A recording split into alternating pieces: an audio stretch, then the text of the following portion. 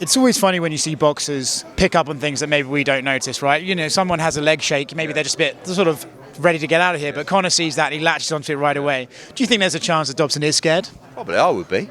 But I think that sometimes you don't realise, like, that's not a comfortable situation for a fighter to be in. As in, all these cameras, right? Like, you're being asked questions, you've got to speak. What they are comfortable doing is getting in the ring fighting. So when the bell goes, you won't see like him looking uncomfortable. You see him ready to fight. That's where they're at home. So sometimes, like when I look at head-to-heads and stuff like that, I have seen, like, the one that stood out recently was when AJ fought Warling. And like, Warling is Adam's apple, and he's you could see his heart beating out of his chest. And it's definitely a psychological advantage in that respect. But Dobson is a real fighter. Like, this is a massive chance for him. But Conor's pretty intimidating, and Conor does what he says he's going to do. There's a lot of fighters that say, I'm going to do this and I'm going to do that. I promise you, when the first bell goes on Saturday night, Conor Benn will come out and try and take him clean out. Not get behind the jab for 3 or 4 rounds, just pure violence. And that's why he's so good to watch. I think if you look at the mental game, right, if you are a bit nervous, this is a big stage, and then the guy who's telling you, I'm going to come out there in round 1 and knock you out, comes out like a house fire like Conor does, do you think maybe mentally Dobson might just sort of shell up, or do you think he'll have to rise to the occasion? I think he wants Conor to be violent. You know, I think he wants to... Don't forget as well, when Conor does that, he's wide open. Like, it's not like he's tucking up and he's there, but he's also willing to take 1 or 2 to land 7 or 8. So you can either fight fire with fire, you can try and come through that storm and take him late into the fight. But it's very difficult when you've got a guy. We saw it with Munguia against Ryder last week. Like, if they're on you and they're throwing a lot of punches, you have to really stand and fight. And if you stand and fight, you might get chinned. But you could get chinned yourself, but you've got to have the power and you've got to have the nuts to stand and trade with him. Obviously, we have this appeal coming up for Conor, and I think there's an element of his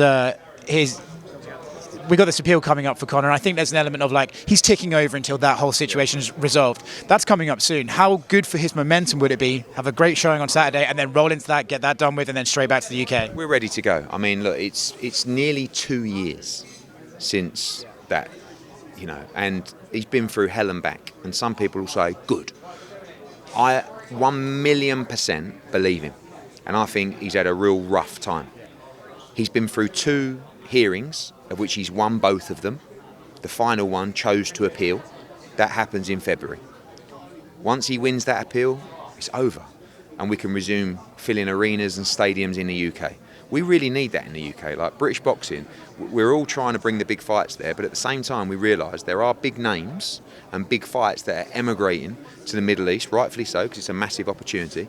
But I want to bring big fights to the UK, and outside of AJ and Fury, who is the biggest name in British boxing? I think it's Conor Benn.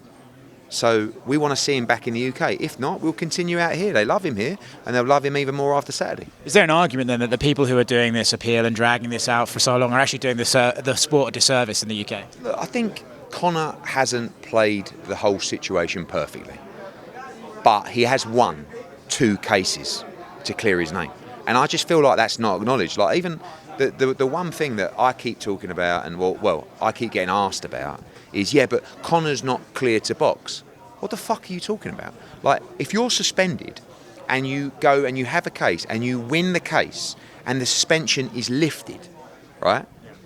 He's clear to box. The British Boxing Board of Control just chose to use some bullshit clause that they've never used before because it's vindictive and there's ego involved.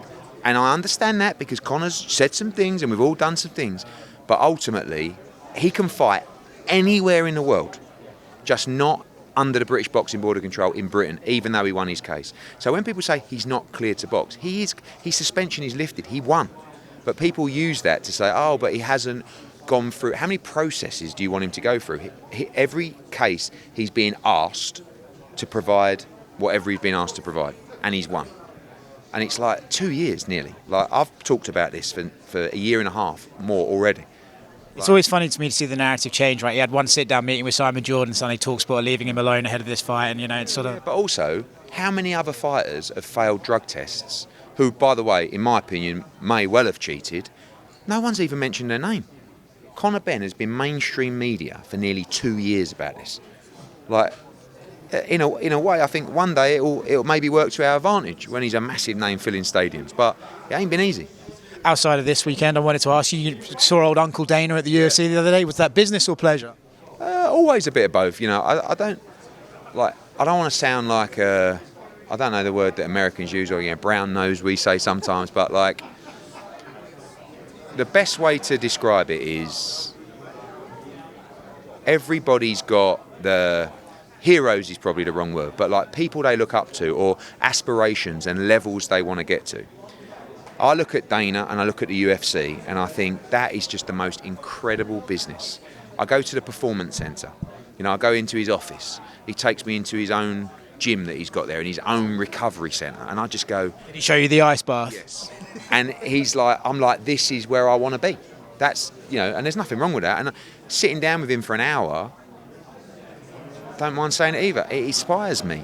It makes me, because you get to a certain level and you think, yeah, we've cracked it here, like we're top boys in boxing, yeah. And then I go and see Dana and I have a stroll around his studios and gym and his office, and I think, Jesus, we're miles away, So that energy that he gives me and that information and that time, I never take for granted, and he's always done that for me, and I appreciate that. And selfishly, it's good for me, because just when you think you might get a little bit complacent, you walk in there and you go, oh my God, like we've got a lovely office. I've got a nice gym. It's got 2 treadmills. We've got a sauna and a small little plunge.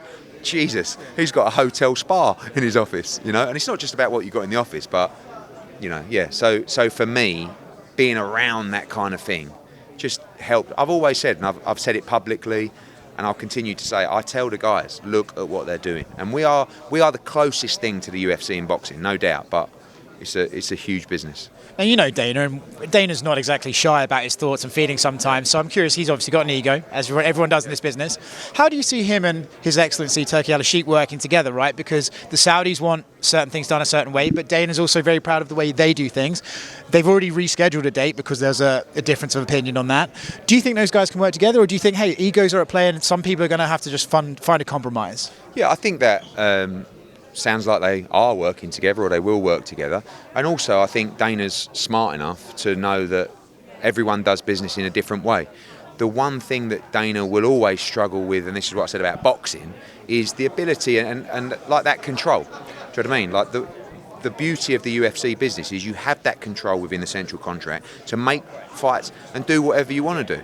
Like, I can't imagine Dana White sitting down with a boxing manager or an advisor telling him, you're wrong, this is what we want for that, we want 10 million, and he's going, what? Like, because he's just used to making moves, everybody not doing as they're told, but you sign a contract and you know what you sign up to. It's a great model. Obviously, when you're working in Saudi, His Excellency has got his own vision and ideas, so he will announce stuff.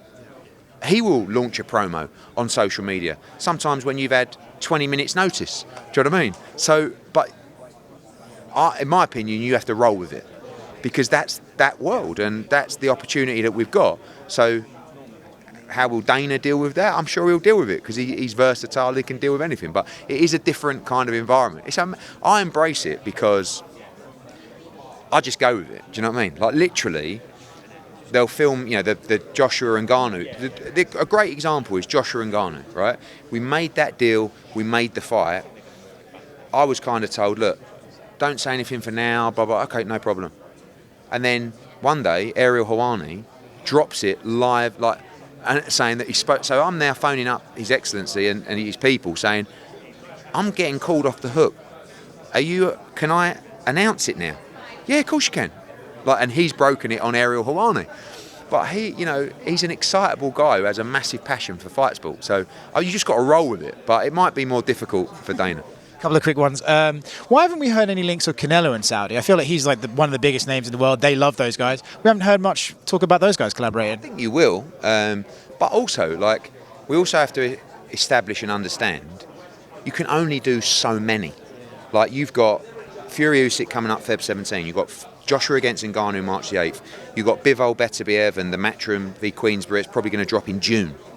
But I don't think they're just going to go July, August, September. Then Riyadh season will come back end of September, October. So, and there is also obviously a focus on the heavyweight division.